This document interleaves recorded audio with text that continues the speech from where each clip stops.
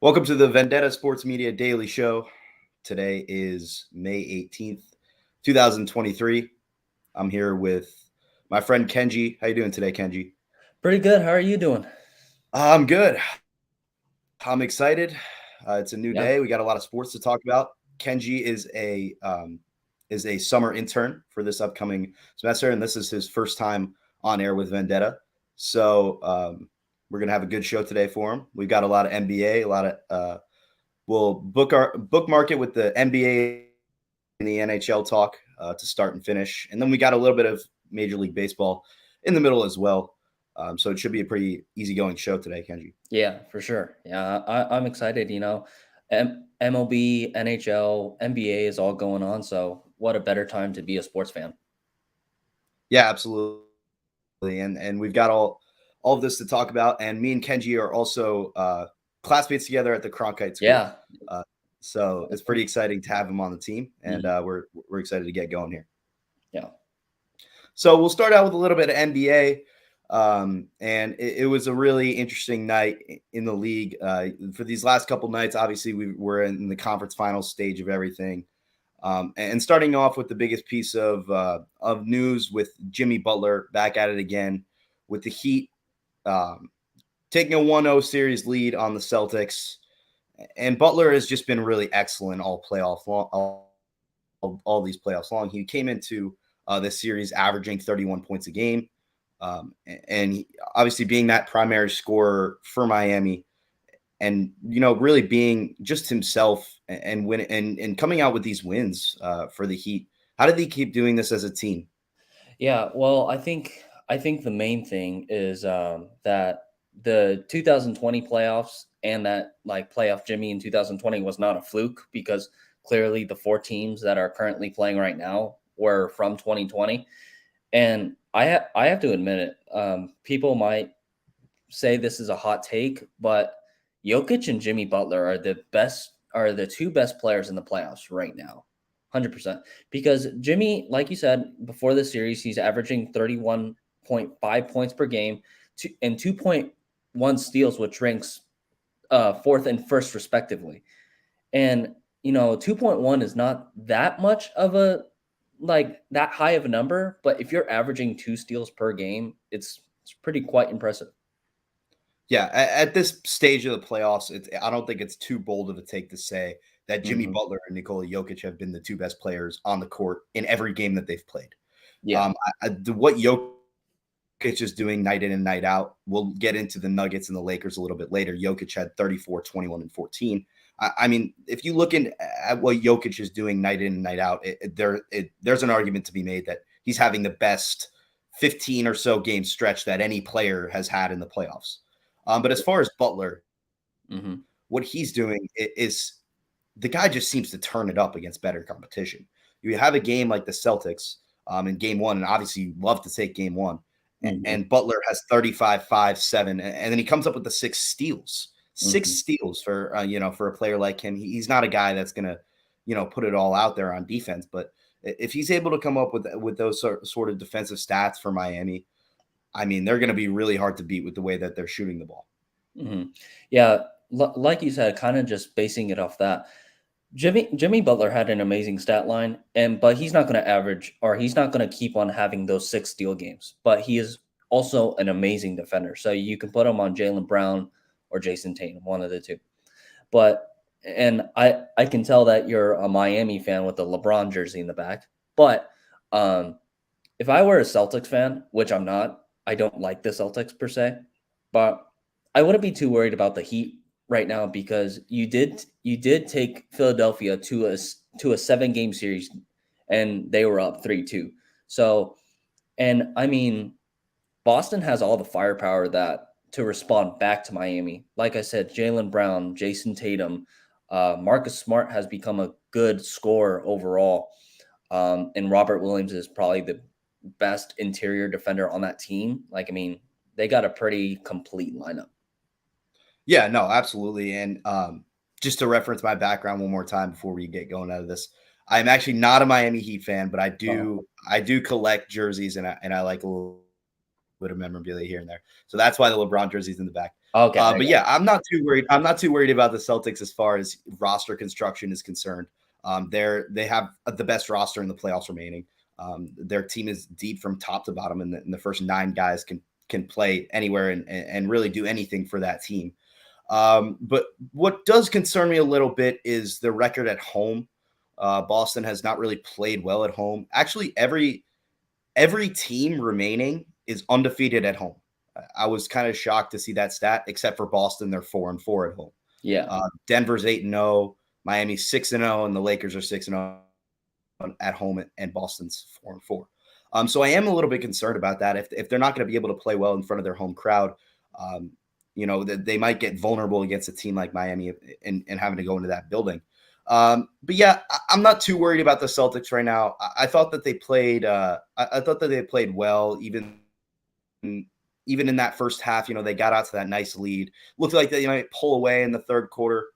But the defense on the defensive end, they just sort of blew up in that third quarter. They gave up 46 points. And obviously, anytime you give up 46 points in a quarter, you're probably going to lose the game. So how concerned would you say you are about the Celtics going into game 2? Yeah, I think that, and I know this sounds like a kind of typical coach answer, but they gotta put that game behind them. They can't be saying, "Oh, Jimmy Butler, he put up 35 points and all those stats, and he's gonna crush us and they're gonna sweep." No, like I mean, they gotta basically say, "Okay, this is game two. It's a new day. We still have to face the same guys, but this um, they're just gonna have to have a different approach because." Like in my opinion, what they like to run is with like Jason Tatum and Jalen Brown on the wings, which is kind of weird because they're both bigger at their position. So I think they just need to fix up the offense just a tiny bit. Yeah, and we saw Coach Joe Mazzulla make that adjustment for Game 6 against Philadelphia when they were down 3-2 in that series. And Hmm. then they come out with the big lineup, and they really start to have a different identity on offense. Yeah. With Horford out there and Derek White coming off the bench. But yeah, like you said, you got to just put that game behind you if you were Boston. There's not much you can do. Obviously, Butler had a massive night and the great defense, but there were some trend breakers in that game from the Heat. But I've been so impressed with the Heat all playoffs long, Oh yeah, and same here. especially with Eric Spoelstra and the way that they're coaching that team. Everybody just hustles. They go after basketballs like there's 2 minutes left in the game and they're down by 10. I mean, this team has been just so aggressive ever since they started in the play-in, really, against game 2 against Chicago in that play-in. Hmm. It's pretty crazy to think that Miami was on the brink of elimination against Chicago Oh with yeah. about 3 minutes left in the game, and they wouldn't even be here. If you go into the next round and say that Miami, an 8 seed, would take 5 in Milwaukee and move on, and then beat the Knicks in 6 and end up here 1-0 on the Celtics and 3 more wins away from another NBA Finals appearance. Yeah. I also did have the Bucks in that series. I think everyone did as well. But yeah, once Miami beat Milwaukee, I'm like, okay, this team is going to the Eastern Conference Finals. There's no way. Yeah. Yeah, they really played well in that series. Mhm.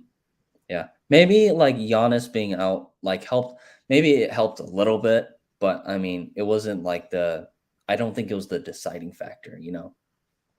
Yeah, and you look at that series against the Knicks, and you had those first 2 games, and it sort of seemed like New York was probably going to be the better team in that series, and that they were eventually going to pull it out.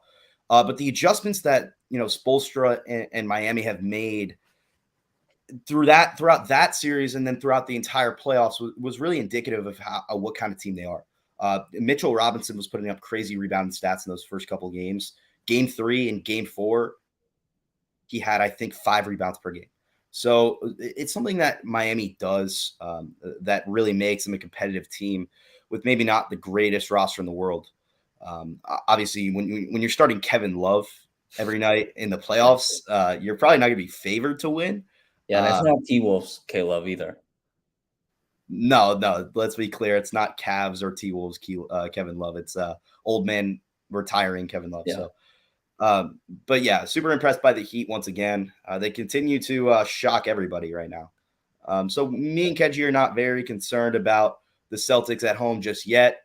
We don't think that last night's performance was too big of a momentum shaker per se, although it is a big win for the Heat. Yeah. I did want to mention one thing that happened, and Twitter was blowing up about this game last night, was that YouTube TV was pretty awful last night during the second half of the game. It was cutting out several times, including during the last minute of the game for a lot of people. And to kind of go off of the NBA for a little bit, the NFL has a deal with YouTube TV for this upcoming season as the primary carrier for NFL Red Zone, which is one of the highest grossing TV products of all time, with the rate of how NFL is watched in today's day. So would you be concerned if you're the NFL after seeing last night's debacle with YouTube TV really failing at the biggest times? Yeah, I would. It's kind of like a half and half situation personally for me, because I feel like that even though your main provider is YouTube TV, you have to have an extra like source. So if everyone doesn't have YouTube TV, there's another way to watch it, instead of buying that monthly subscription. I don't have YouTube TV, so I don't know how it works, but I have the like Red Zone like kind of on cable, so that's how I watch it. But I think the NFL already has that planned. It's like they have the YouTube TV provider as the main source, but they have a backup plan if YouTube TV ever fails. So if I were the NFL, I would be, like I said, half and half. Yeah, and seeing at what happened last night for the NFL, you're not excited by any means when Oh yeah, a lot of the country is tuning into a big sports game and then it cuts out. I mean, that's what's going to happen. If that's what's going to happen for the NFL during the regular season, there's going to be some problems. Fans are going to be pretty upset. yeah. But YouTube TV has been streaming live sports for the last Oh yeah. 2-3 seasons. Mhm. So you're not necessarily like you're not pressing panic just yet and trying to back out of the deal if you're the NFL. But it's not a good thing. It's not a good sign. And I know that there were plenty of Boston and Miami fans that were pretty upset that they could not watch the end of their team's games down the stretch there on YouTube TV. But you're definitely right about having a backup plan. Obviously, it's just a great idea to have at least a cable backup plan or another streaming device or somehow to get these games, so that you don't have to be too concerned, with streaming failures. So we're going to move on to the other game that was part of the NBA Conference Finals. On the other side of the bracket, Los Angeles Lakers lost Game 1 against the Denver Nuggets at Ball Arena in Denver. And Anthony Davis, he had a great game. He had 40 points, 10 rebounds, and 3 assists, but it was not nearly enough compared to Nikola Jokic, who had 34, 21, and 14. And we talked about just how much Jokic has been dominating these playoffs and dominating his opponents. And it was really just another case of what we saw throughout these entire playoffs last night. Yeah, I think the first thing to point out is that Jokic finally has some help again. Obviously, ever since I keep on mentioning this, but ever since 2020, I mean, Jamal Murray was on fire. He's on fire again. So it's kind of the same, like kind of domino effect. But if I were the Nuggets, though, I think Mike Malone is still coaching there. I'm pretty positive. But no, the Nuggets are really good at home, but really bad on the road. I looked at the regular season, and Nuggets at home are 34-7, and away are 19-22. So if they have to go to LA and go to a game 7, and obviously it's going to be in Denver, I would watch out because LeBron is always good in a game 7. But when I was watching this Nuggets Lakers game 1, I kind of pointed out one thing, and my dad did as well. And he said that Instead of putting Anthony Davis on Jokic, put Hachimura and kind of like rotate that lineup around is because, my personal opinion, Anthony Davis is a good off ball defender, but not a good on ball defender because he's not as strong as someone like Hachimura, you know? And, you know, I can talk about Anthony Davis all you want. He's a prolific scorer, but, you know, all his blocks are coming off the ball. So I think that the Lakers are going to definitely adjust that and probably take the series. That's an interesting point to bring up because, watching that game, there were several points throughout the game where Jokic was just seemingly stronger than Anthony Davis. And you Yeah. definitely put that in a good perspective. I remember in the first, I believe it was in the second and the third quarter, Denver ran this play 3 separate times where they had Murray simply just hand the ball off to Jokic, and then Jokic would start from the wing and he would just back down Davis. And he'd back him down all the way to the restricted area and then just put the ball in the hoop. So if you're LA, you can't have that happening. You can't have Yeah. your big guy getting back down because you need to defend Jokic as much as you can. So the knee-jerk reaction would be to put a guy like Hachimura on him that's stronger. And that's a good point that you bring up. I think that would be a viable option, because you can't if you're trying to come back in the game. The Nuggets scored 136, Yeah. right? So they were pretty unstoppable on offense throughout that entire game. And Denver's finally got that help that they've longed for so long. It's been one thing or the other in the playoffs recently for Denver is they get there and then somebody gets hurt or somebody's coming into the playoffs and not 100%, and they don't have that full roster. But now finally we're seeing what Denver can do with that full roster and at full strength. The Lakers, if I was a Denver fan, they would really scare me because if you're Denver, you had a terrific offensive performance in game one. You were up by 21 points throughout that game, and then you only win by 6. Yeah. The Lakers, they stormed back in that game. They came back. They got out rebounded by 17 rebounds in that game, yet they still came back and made it a respectable contest near the end. Yeah, no, I completely agree. And whatever you want to call him, it's like he can be your greatest of all time. He can be Le GM, Le GOAT, or whatever. Like whatever all the nicknames are. What makes LeBron truly special is his IQ for the game as well. And many players, many analysts have said this before. And I was actually watching a video not too long ago that from like 2017 or something, the Warriors ran this one play. And in 2023, the Warriors ran the same play, obviously with a different lineup. And LeBron picked it up how many years later? So, I mean, like LeBron has that IQ of like, he has that IQ and that sense that once something goes wrong, he knows how to adjust to it really quickly. It's not going to be during the game because I think he's more focused about the game. He's going to make that adjustment in game two. So I think that Nuggets take game two, but the Lakers take game 3 and 4. Okay. Yeah. LeBron's totally got that next level IQ for sure. Mm-hmm. And you see that in the greats in just about any sport. It's the dedication to watching film. And like you mentioned, that Warriors play that they ran, really impressive stuff from LeBron to sniff that out and obviously let his teammates know. And that they were practicing that as well, before the game started. When you have a leader like LeBron, all you have to do is give him a couple of good pieces around him, and the Lakers can really be a good team. We saw it in 2020 with that depth that they had there and Davis at the top of his game surrounding LeBron, and they won the championship. Mm-hmm. So really, I would be scared of the Lakers, like I said earlier, if I was a Nuggets fan. Yeah. Interesting perspective to see if they go 1-2 and then they take 3-4 as well.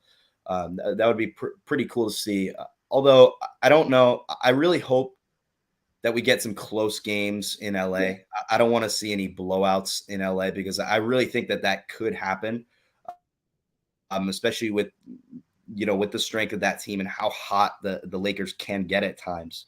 Mm-hmm. Yeah, even when you have such great offensive performance, if you're the Nuggets, and then you only win by 6, Obviously, a win is all you need to move on to get that next win. You'll need three more now.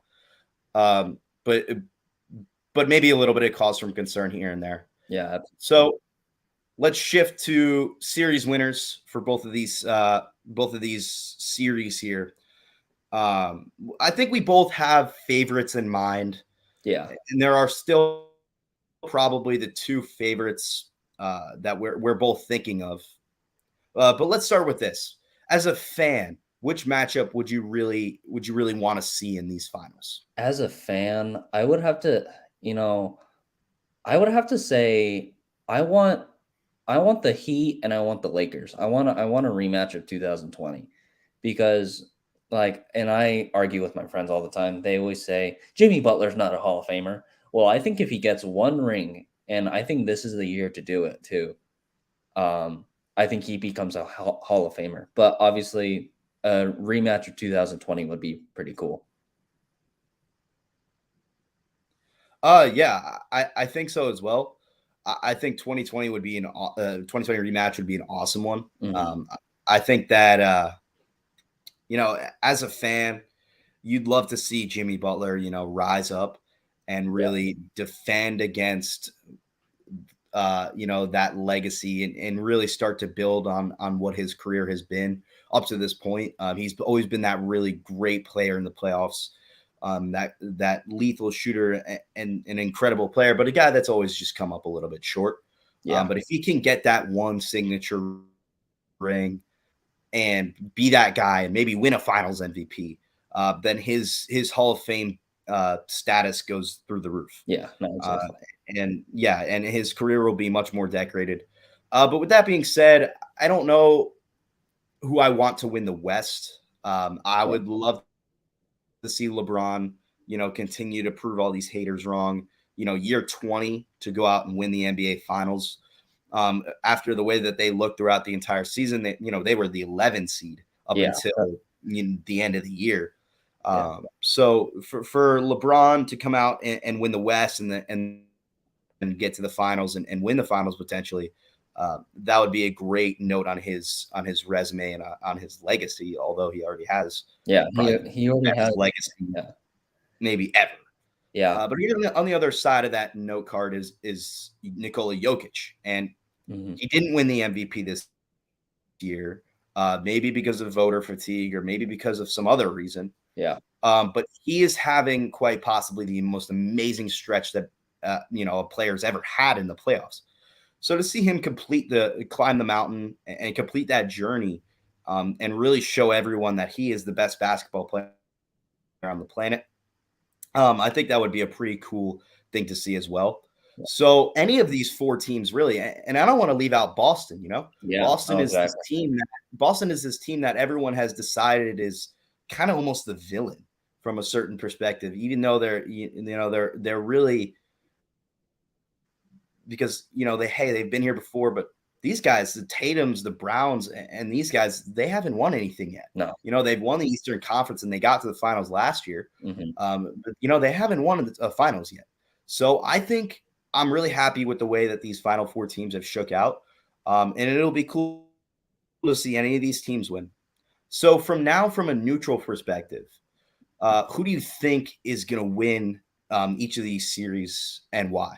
Yeah, and before I answer that question too, I think you made a really good point of Boston being the villain, and I think the reason why they're the villain in this playoffs is because they've always been the villain. I mean, ever since I don't know, since the 1950s or whenever Bill Russell played, that's when Boston was in his prime, and they continued to dominate, and they're still dominating. So that's why I think they've always been have that kind of villain mode.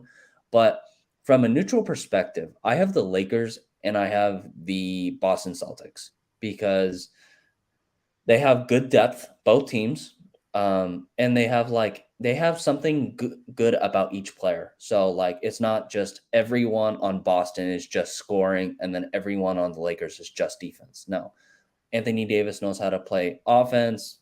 Hachimura knows how to play defense. It's like every player has a certain value, And also, I think this the history behind this rivalry in the championship would be awesome too, because I think Lakers have 18 and Boston has 17. I think, but It's if around those numbers, yeah. yeah, if Lakers can get up to 19 and Boston still stays at 17, I think that would make a lot of fans happy. Yeah, and looking now from our comment section, our Mr. Trey, he left a comment. Nobody wants to see anything but Celtics Lakers. I can't agree with you just because of the factor of Jimmy Butler. Yeah, I think that Butler, he puts on a show every time he steps on a basketball court, and the fact that he had 6 steals in during game one. yeah, I mean, the guy's incredible. Maybe I don't want to see Max Strus, Kevin Love, and Caleb Martin starting in yeah. game one of the NBA Finals. That might be true. Um, but just like the next guy, I hate the Boston Celtics. So I'd rather see the Heat in the finals. I don't But like them either. So yeah, from a neutral perspective, it's definitely Celtics Lakers, right? These two teams are the two best teams remaining as far as roster construction and the way that the teams are built. And you brought up some pretty good points as well about the Celtics and about really what they are at this stage. And Boston haven't climbed that mountain yet, and they've been there and then they lost in the finals last year. So if you had to pick a finals winner today on May 18th, who are you picking? I I don't know if Trey is watching, but I don't think he'll like this. But I think it's going to be the Lakers. I think LeBron is going to win his fifth. So Yeah, and I think at the end of the day, that the Celtics are just a little bit better than anybody else. mhm. I think that they go through these woes and these stretches of bad basketball, and a lot of the times they don't play great, like when they give up 46 points in the third quarter to the Miami Heat during Game One. But I do think that eventually they will figure it out. That team is too talented.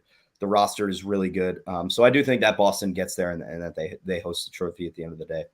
Yeah, and the last comment of like kind of the playoffs is that if the Heat want to win against Boston, I think the main thing that also needs to happen is that Bam needs to become a more predominant center. He needs to be that second scoring option. He needs to get those rebounds because every time I watch Bam play, it's like, man, get the rebound, man. It's like sometimes I'm watching DeAndre Ayton and Bam Adebayo rebound the same ball. Yeah, it's pretty incredible to see what Yeah. Bam does. He's not. You try to will him, like you said when you're watching him, but Mhm. he's only 6'9", Yeah. right? So he's your center, Mhm. right? As essentially, like he's supposed to be your big man, and he's coming down. He came down with 8 rebounds last night. So at the end of the day, that's probably going to be the demise of the Heat. That and the fact that they probably don't have anyone to guard Jason Tatum Yeah. necessarily. Like, you could stick a couple different guys on him. I suppose you could stick Kevin Love on him, but then when Boston plays that big lineup, then you're exposed down low. Yeah. You could put a guard on him, but then Tatum's at that size and he can get by pretty much any guard. Yeah. So I'd be concerned with guarding Jason Tatum at this stage, and that's probably my number one gripe about the Heat. Yeah. So moving on to our last point on NBA discourse for a little bit, and then we'll move on to MLB, and then we'll wrap up the show with a little bit of hockey coverage. Mhm. So the NBA lottery, Yeah. it concluded a couple days ago. The Spurs get the number one overall pick. Yeah. That will be Victor Wembanyama under almost definite circumstances. And the Hornets, they also got a pretty big boost as they were not projected to be the number 2 overall pick, but they did end up getting it. And we'll be interested to see on who they take there. While the Pistons are really the biggest losers where we stand, they had tied for the best odds to get the number 1 pick. They end up with, I think they have number 5, right? Yeah. Yeah, I believe they have number 5. So a big loss for them. And then similar for the Rockets, not nearly as bad. I think they were projected to have number 2. They end up getting number 4.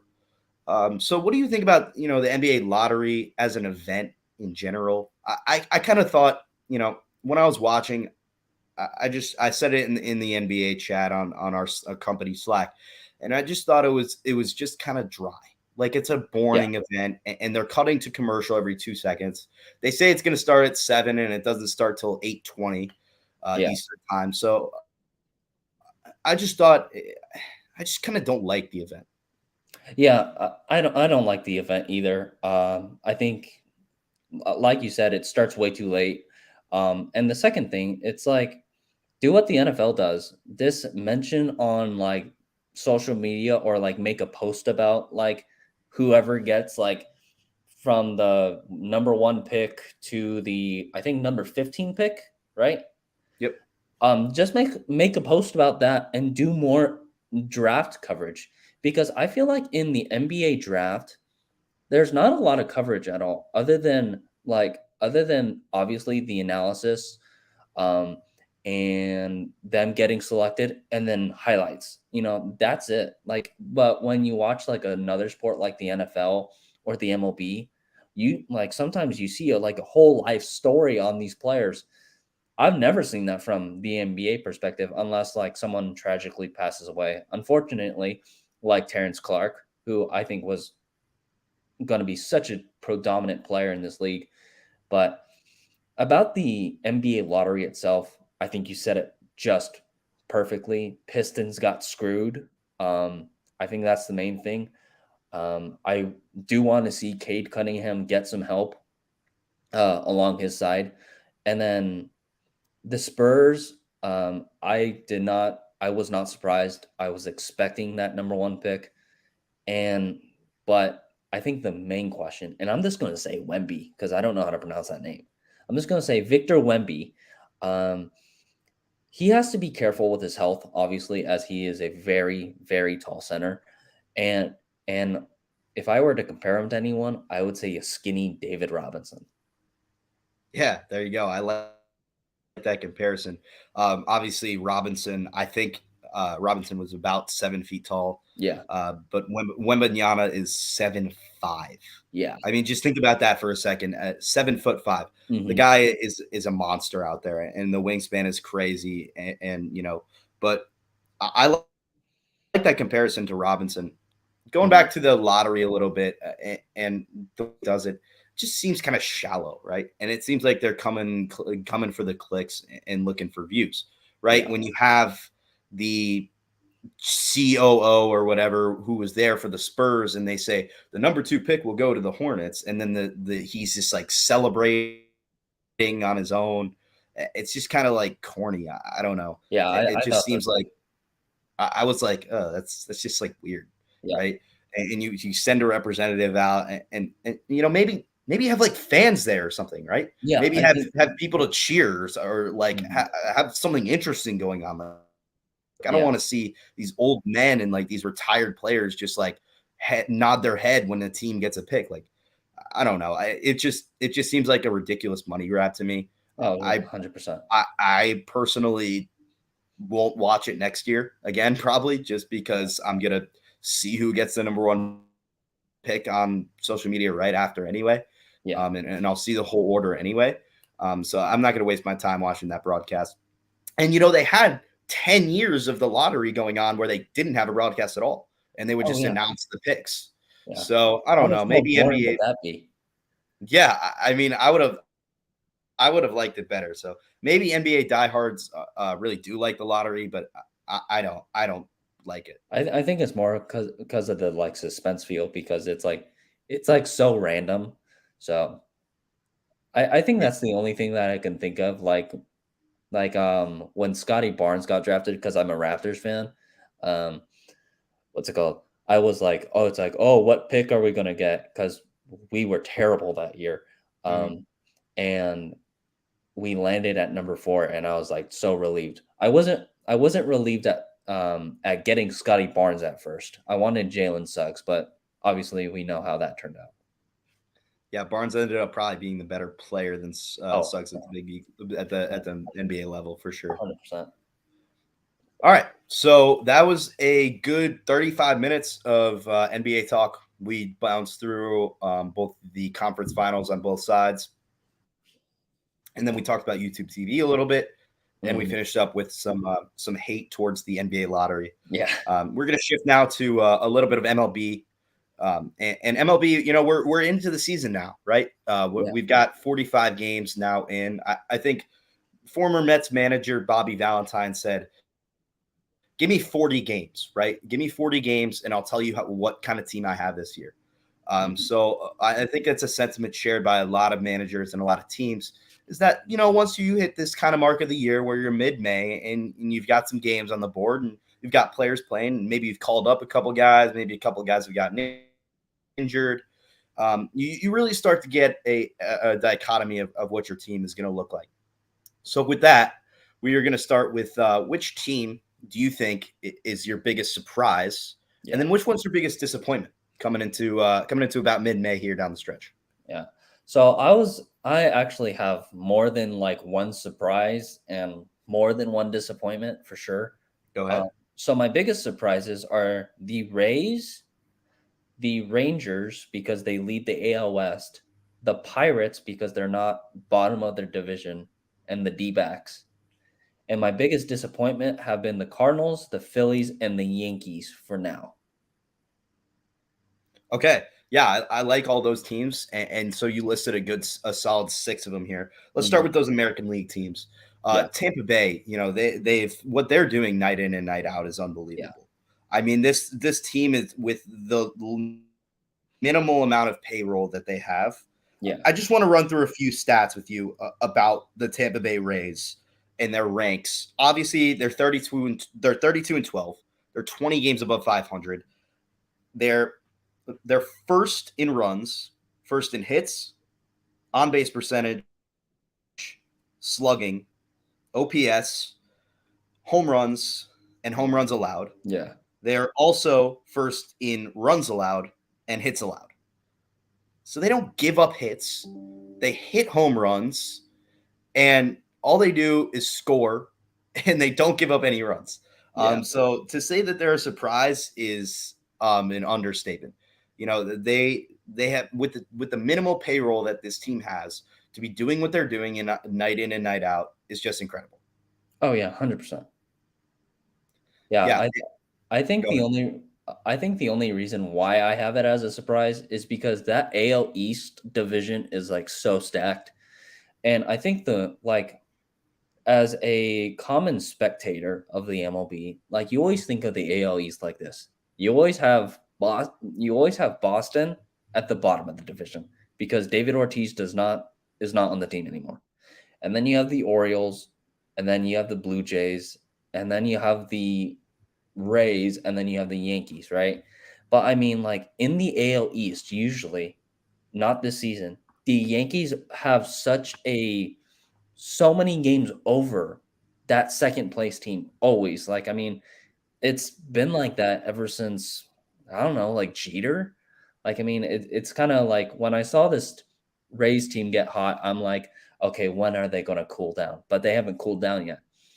But at the same time, it's like how are they doing this? Because it's like this is 2020 all over again when they made the World Series, right? It's like they're just skyrocketing out of nowhere. Because the Rays were, I'm sorry to Rays fans, but they were kind of mid last year. They weren't the best. And then Randy Arozarena has a good World Baseball Classic and comes back even better with his actual team. So I'm surprised on this one. Yeah, one last word on the Rays is that this team had a lot of injuries last year, and Yeah. they weren't necessarily at full strength for the entire length of the season. Their Mhm. pitching staff had major problems throughout the year staying healthy, and you could say that with the lineup as well. But yeah, they were just not as good as they are last year, Yeah. and they come out of the gates and they're killing everybody. They start 13-0, Yeah.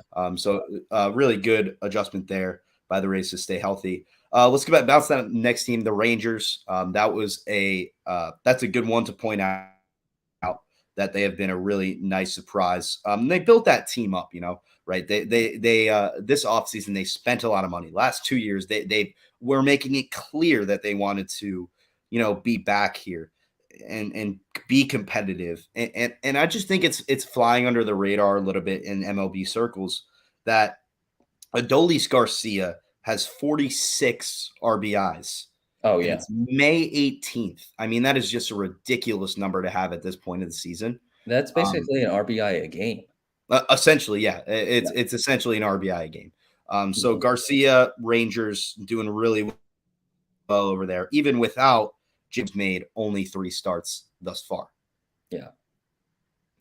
Yeah. So the I Rangers agree really with that. solid. You listed one last surprise in the National League. It was the Pirates, and the fact Yeah. The Pirates and the that they're D-backs. staying Pirates and the D-backs, yeah. So the Yeah. fact that they're staying afloat is really something to be seen. The Pirates, they've cooled off recently, right? They've lost Oh 7 of yeah. their last 10, and they've certainly cooled off a little bit. And I think that roster is starting to catch up to them a little bit. Oh yeah, 100%. I think Andrew McCutchen, like his like homecoming is kind of over now, but I mean Andrew McCutchen is still a great player. Yeah, what Kutch has done in a Pirates uniform since coming back to the team has been really impressive, and it has been really a treat to see for all baseball fans and players alike. So Pittsburgh, I think they're going to start trending down over these next Yeah. couple of weeks, if I had to guess. And then another team that's been solid, really, has been the Arizona Diamondbacks. I Yeah. did an NL West preview. I did each division for Vendetta this past spring, right before the season started, and I had the Diamondbacks finishing third in the division. Right, Yeah. so I thought that they were going to be better than the Giants, which they have been, and I thought they were going to be better than the Rockies, obviously, which they are. Yeah. So The Rockies don't I, have much either, so and no, they don't have much. So what Arizona has been doing has been really good, but you could see it coming. That starting pitching that they have is really, really good. And they added pieces to that bullpen. The bullpen for Arizona was dreadful last season. They oh yeah. they were leading in a lot of games, and then they ended up losing in the later innings. They made some patchwork to that bullpen and added a couple of pieces there as well. Yeah, I agree, and, like, I'm glad they got rid of Mad Bum because he is now a Mad Bum, but, I Nice, think I like I that. think, Zach Gallen and I forgot who the other one is, Merrill Kelly, I think? Yeah, Yep, Merrill Kelly. I mean, those are, like, Merrill Kelly can be an ace anywhere else, but he's 2nd for the Arizona Diamondbacks, and like you said, the bullpen for Arizona is really impressive with Joe Mantiply. And I think just overall for the D-backs, I think the bats have come alive. They brought up Corbin Carroll and said he signed that huge deal. He's just such a contributing factor as a left-hander too. Um, they brought in Luis Gurriel from the Toronto Blue Jays, which helped. I mean, they have a solid like 1 through 9 starting lineup. for sure, and they're not there yet. I don't think anyone's describing them yet as a World Series contender, and that's not the team that they're going to be this year, Yeah, I don't think so. unless they make some serious adjustments at the deadline. Hmm. But there's a lot to like for, especially for the future. That you keep building on that. I believe their farm system is ranked number 4 in the entire league right Yeah. now, just off the top of my head. Uh, there's a lot to build on there, and you're really excited if you're a Diamondbacks fan. And we know that living out west that the buzz is growing for them a little bit, Oh yeah, as 100%. opposed to how it's been for the last 5 or so seasons.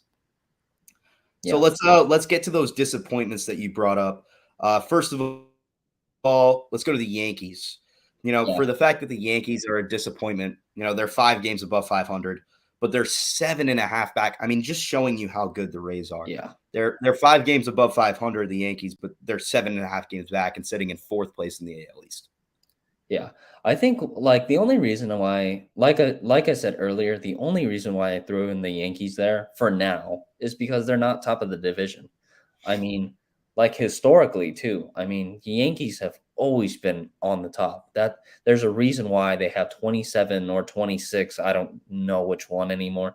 Why they have that many World Series championships. It's because been dominant, and it's maybe because of money. It's maybe because they pay their players like at least $15 million a year. That might help, but it's not going to admit that. It's not going to admit that Aaron Judge and John Carlos Stanton are bums. No, they're getting that money because they're really good. Right, exactly. So the Yankees, you had them as one of your disappointments, and they really have not played great to start this year. And they've hit skids, but they've won 7 of their last 10. Oh And yeah. they're looking to take 3 out of 4 today if they are able to beat Toronto. And let's talk about that Toronto series for a second, because that one has been crazy, right? Oh yeah. You've had a couple of different controversies already. And you could tell that these two teams, they really do not like each other. Oh The yeah. They do. Toronto, the Blue Jays, and the Yankees, they were number 1 and 2 in the division last year, and they were really Mhm. battling it out for down the stretch, and the Yankees obviously prevailed. What are your thoughts on that series? From Domingo Germán's suspension to the eye gate with Aaron Judge and him celebrating and covering his eyes as a celebration. What's your thought on that series so far? Well, about the pitcher, wasn't what he's now suspended, but wasn't that incident like a long time ago though? Oh, well, yes, he no. So he had a couple of different things go on with him. He got booked in the past for having sticky stuff on his hand, but it just happened again in Toronto in this Oh, it in this happened. most recent series. Yeah, Okay, so he got suspended again because it happened again. okay. I thought you were talking about the first time it happened, but my bad. But No, you're all good. my main thing about this sticky stuff is that I think there's only like one thing that I find really deceiving, and that's the fact that from the first sticky substance like um exit to Max Scherzer's exit with sticky substance, the home plate umpire has been the exact same person. I do not know the name of the home plate umpire, but he's been the exact one. And I wouldn't be surprised if the latest one is the same exact home plate umpire. And is that like and it also brings up the question, is his hands sticky that he feels that the glove is sticky, or like I don't even know what to think about this stuff anymore. I think banning it is a good idea because balls are more in play, but I mean you can't have one guy. You can't. I think this brings up that you cannot have one guy check for sticky substance, because what if the first base coach doesn't feel it, the third base coach doesn't feel it, but the home plate does. So I think that brings up another question. Um, the Aaron Judge thing, I don't think he was looking at the dugout. I think he was looking just to his team's dugout. I think. I think that's where the team is. Or he was looking at the first base coach. I don't think he was cheating at all. I think the cheating allegations are just ridiculous.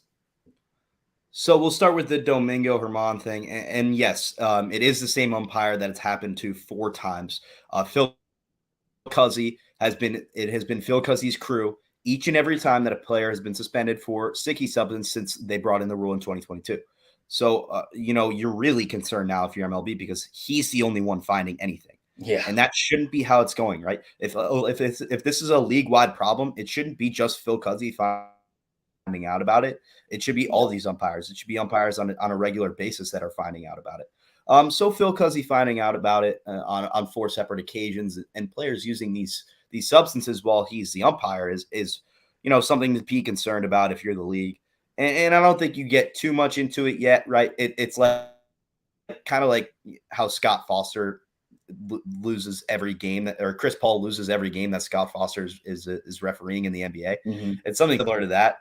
But I just think that the Herman thing, he's been booked on sticky stuff before, so it's not necessarily something that's too it's not something that's too serious, really. I mean, like he'll get suspended for 10 games and he'll come back and he might use it again, just while Phil Cuzzy's not the umpire. Yeah. So I thought that was kind of a tricky situation. But the judge thing, so I don't think that I'm going to come out and say he was cheating. He wasn't. There's no evidence to say that he was cheating at all. But it is peculiar that he was standing in the batter's box, and then as the pitcher was about to throw the pitch, he peers off to his right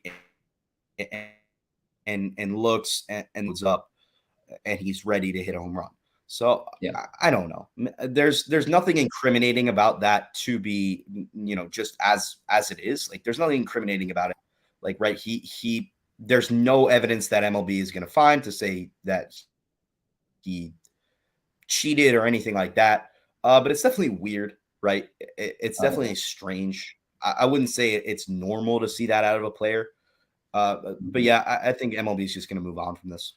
Yeah, I think so too. And I think also, and I'm not the best with this like fact, but I think like it has been done in the past that the first base coach or the third base coach, depending if it's a right-handed or left-handed pitcher, they'll like they'll tell the batter the pitch that they're going to throw, not the location because that's impossible, Right. but the pitch that they're going to throw. So I think I think that might have been it, but no cheating was involved, and I don't think it's going to be talked about tomorrow. So Yeah, and the Yankees have a couple times been catching pitchers tipping pitches, which essentially means that they are doing something with their glove or their arm, and the Yankees have done a really good job, and everything with tipping pitches is within the rules. If you can yeah, catch somebody tipping pitches and let your players know about it, hey, you're going to probably hit a bunch of home runs and win the game, yeah, right? If no, you know what exactly. pitches come. Yeah, maybe it was that. I'm not going to try and guess just because I don't think that it's even worth the time of staying on that too much. Yeah. But we're gonna talk about the San Diego Padres a little bit, who have lost 2 out of 3 at home against the Royals this past series, and now they've lost 8 of their last 11. They sit at 20-24 on the year, and this team has paid so much money Oh to yeah. try and win games and try and climb the mountain. And they've been really struggling these last couple of weeks. What do you think goes into the Padres' struggles? I think that it's just I think it's just a cold streak, honestly. And people are joking around that it's like, oh, they went on this cold streak because of the Kershaw thing and him crying because Tatis hit Kershaw deep. But it's just like, I mean, the MLB season is 162 games, and people have to remember that. And that's a lot of games to play some 9 innings of baseball. Um, and, obviously, a team isn't going to stay hot forever. I mean, it's happened time and time again. I'm an Angels fan, and I think it was a year ago that the Angels went on a 16-game losing streak or something, and they fired Joe Madden. Right? It happens. So I wouldn't make a big deal out of it for much for the Padres unless like that losing streak gets to like 10. Like, and it's consecutive, not like that they like split a series and then they lose the series and then they split the series again. Yeah, and I'm not concerned right now about the No. Padres. I mean, this is what happens every season in MLB, right? A lot of fans tend to forget this is that teams start off very slow. A lot of teams, that's 162 games. Teams aren't going to be 32-12 like the Rays are every season. No. Or even like the Dodgers this year are 28-15 or something like. Every team's not going to do that every year. Yeah. So these talented rosters and these teams, it's an adjustment period, right? It takes time to mold as a team and have leaders and have these guys come back. And injuries are a big factor early in seasons because, the pitch clock and all these new factors, the Uh, new rules and everything. So there's so much to factor in about how these teams are playing. But I'm not too worried here on May 18th about the San Diego Padres just yet. I think they'll be just fine coming down the stretch of this year. yeah. I also, Um, oh, go ahead. yeah, and another team like that is a team like the Mets, right? And they Oh, haven't exactly stormed out of the gates yet, and they haven't had great starting pitching, even though they spend a lot of money on it. But it takes time. It's 162 games. It's a long season. yeah. No, I agree. And the thing with the Mets is I think they have the most complete lineup, but I think it's this. going back to the history, I think it's just the history. Mets have not had a very good history other than like some legends.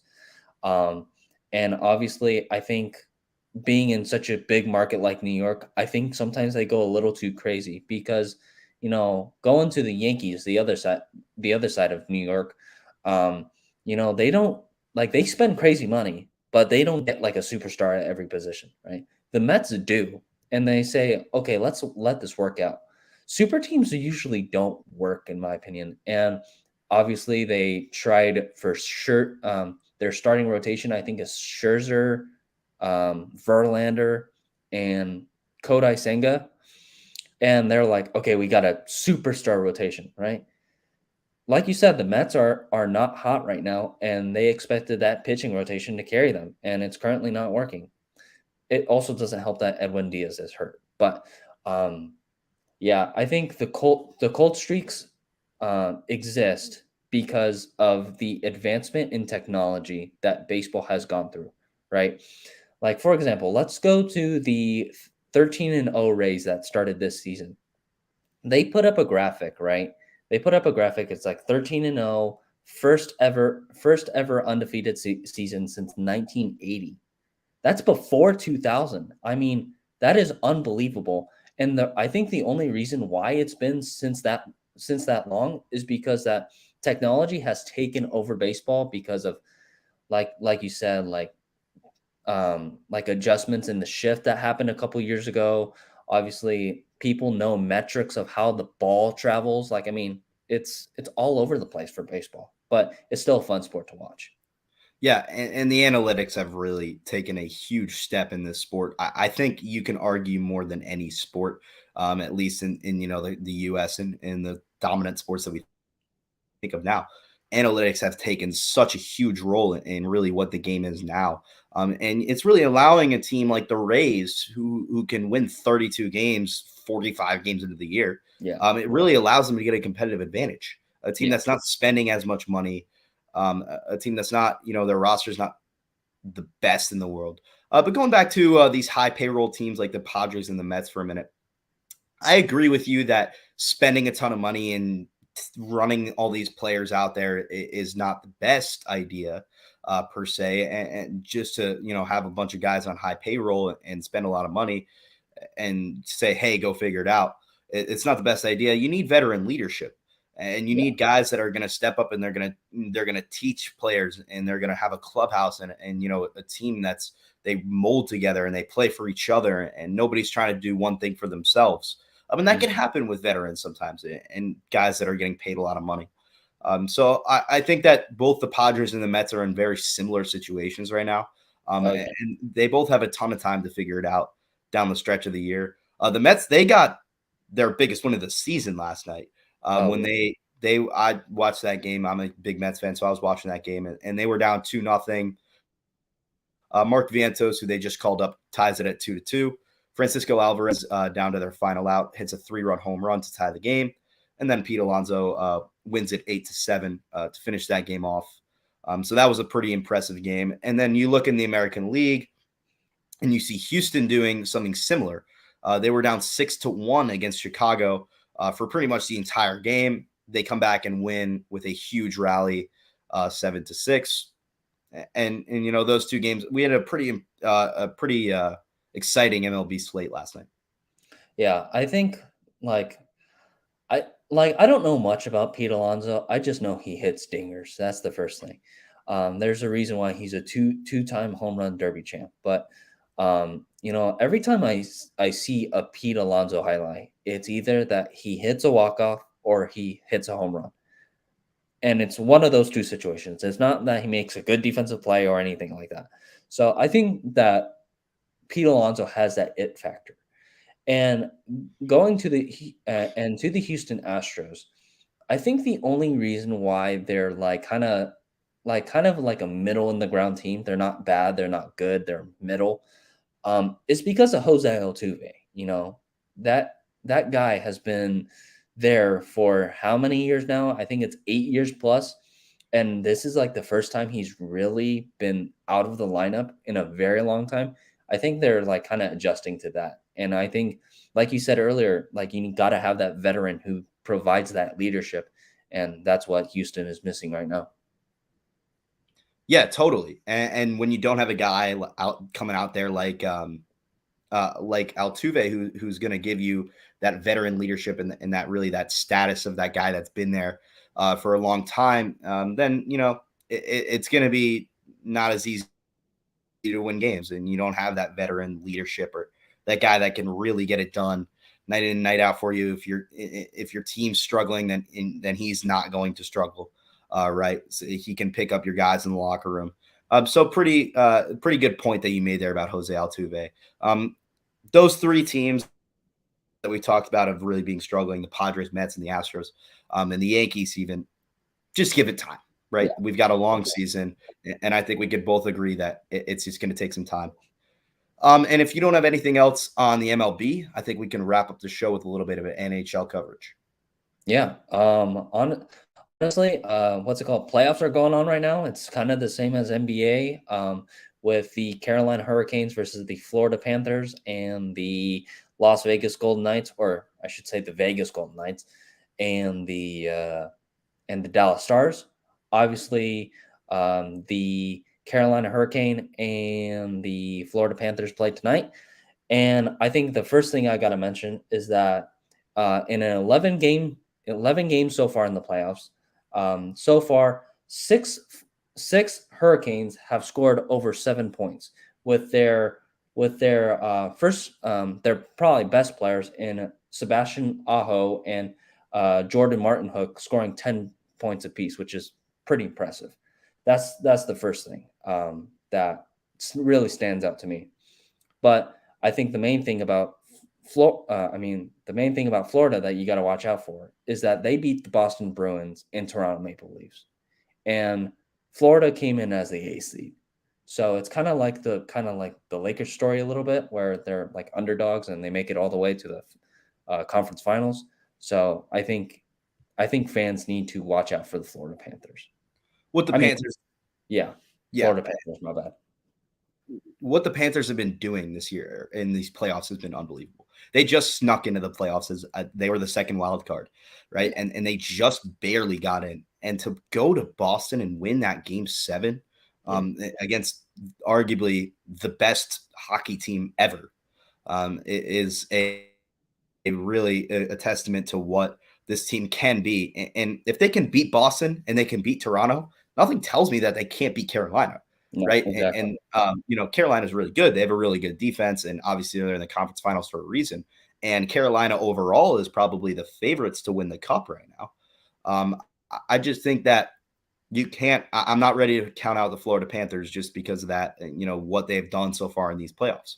Hmm. Yeah, I agree. I think the main staple was the Boston series in the first round, because here's the thing: is Toronto in the playoffs has always been like always middle in the ground. You don't like if you were like a sports better, you would have no idea who to bet for. Like if it was Toronto versus anyone else. But the Boston series was the most like significant to Florida because obviously, this year's Boston team made history. I think having the best record ever or something, and they lose in the first round, which is pretty remarkable. So I think that's something that Florida is going to hang on their ceiling forever, like until they win a Stanley Cup. For sure. And between these two conference finals games, we've got Carolina and Florida in the East, and then we have in the West, you got Dallas and Vegas. Of these two matchups, what do you think we're going to get in the Cup? I think it's going to be Carolina still because I feel like that. I feel like Florida's like that wonder story that goes really far, but this comes to the end and can't do it anymore. So I got Carolina, pretty good offense and defense. I mean, most complete team in hockey in my opinion. And then the West, I got Vegas because I think that Dallas, no matter if you have Jason Robertson and Ottinger, I think his name is. Yep. Yeah, Ottinger. I don't think they can stop Jack Eichel. I mean, that dude's amazing. And shout out to Trey if he's still watching. Yeah. I'm sure Trey would be happy to hear that one. And Yeah, yeah, I like your perspective on that. I think that it's going to be hard to stop Vegas right now. And Dallas is just kind of here, right? Because they beat yeah, the Wild and then they beat the Kraken, and those are really two good teams. And they are here for a reason. But I think that their run, similarly to Carolina, just kind of flattens out here. yeah. Or I think excuse so. Florida. I think that it just kind of flattens out here. I think Mhm. both of those teams are gonna flatline here. It's gonna be tough for both of them to get over this hump of these teams, and I think we're gonna see a Carolina Vegas final, which will be a really fun one. Obviously, Vegas is they've never gotten a championship, even though they've been to the Western Conference Finals 4 out of their 6 years of existence, Yeah, which is just ridiculous to think about. So yeah, I think that Vegas they're going to have a really good shot to advance as well as Carolina. yeah. And then before like we wrap up the show, let's talk about the latest Arizona news about the Arizona Coyotes. Obviously, they're going to play in the Mullet Arena where Arizona State University hockey team plays. They're going to be there for 2023, but obviously the Tempe deal with the Coyotes didn't go through. So, what's your kind of opinion on that? Yeah, the Coyotes they proposed a $2.1 billion stadium plan for the city of Tempe, and it was privately funded. And we were looking at maybe getting this done, but it completely flopped, and there was no chance of it passing. And I live in Tempe. Tempe is not a place where there is going to be a $2.1 billion stadium. It's just not that kind of environment, and people don't care about hockey that much Yeah, down there. And obviously, big news. I'm happy that they're going to be playing in Mullet Arena for 2023. I think that's a mhm, good thing, and we'll really ASU and a lot of fans will be able to see them in Tempe for this next year. So that's exciting. Um, but do you think, yeah, overall, good. I think it's probably the right move, as much as it's tough to say to not build it in Tempe and not be, the Arizona Coyotes in Tempe. Uh, but if not Arizona for the Coyotes, where do you think that they're going to end up? I think even though Mahomes said it, I have to agree. I think Kansas City is a great spot. I think they're like Midwest area, and that's where hockey is probably the second most popular than the East. Obviously, the West is not really popular with hockey. They kind of lean toward football, basketball, all that stuff. But Midwest um, and the East is so popular. Like, I mean, when I went to Boston one year, I saw kids in the winter literally getting ice skates, getting sticks, and playing hockey on this like some random street. So, Yeah, I think that I think you're right about Kansas City. I think that they're probably going to be the best destination.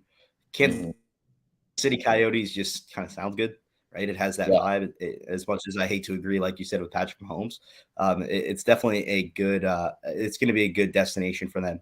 I like Houston. Kind of piques my interest a little bit. You have that team in Dallas, and Houston's done a really great job in these last couple of years of having sports teams, and they've got 3 sports teams already in that city. yeah, The city seems to really revolve around them, especially the Rockets and obviously the Astros because they've had such great success in these last couple of years. At least the Astros have. yeah. Um, Houston Texans. I mean, that's a team that they That's just they a get a lot of dumpster fire. fans. Yeah, even though they haven't been the greatest team, they have a lot of loyal fans. Oh, 100. So I think if they were to leave Arizona, I'd want to see them in either Houston or Kansas City. Yeah, and then I think my like final remark to this is that I think the Arizona Coyotes, if they do stay in Arizona, move to Glendale. I mean, Glendale's first of all a beautiful city, but at the same time, Glendale also has nothing but houses and buildings, and there's like a lot of open land in Glendale still. That's the reason why State Farm Stadium is there. That's a huge stadium, and like I think people forget this sometimes is that a lot of sports teams are named after cities, but other than the Phoenix Suns, everything is Arizona in Arizona. So the Arizona Cardinals, the Arizona Diamondbacks, and the Arizona Coyotes. So technically, if you want to if you can't afford to be in a big market, go into a smaller market that has more landscape that you can agree on, so you can make the fans happy. So that's my last. Yeah, I'm with you on Yeah, that. Yeah, absolutely. If the market's not there, then don't try and go for it. yeah. Right? Just try, as much as it probably hurts to settle, just settle. You might be able to get just as much money somewhere else. So Yeah, for yeah, sure. we'll wrap it up here. We've got about an hour and 10 minutes of footage. Kenji, thanks for joining me today. You were awesome in your debut. Hey, no problem. Happy to join. Yeah, and we'll keep a close eye on the NBA, rest of the NBA conference finals, as well as this baseball news and a little bit of NHL. Thank you for watching.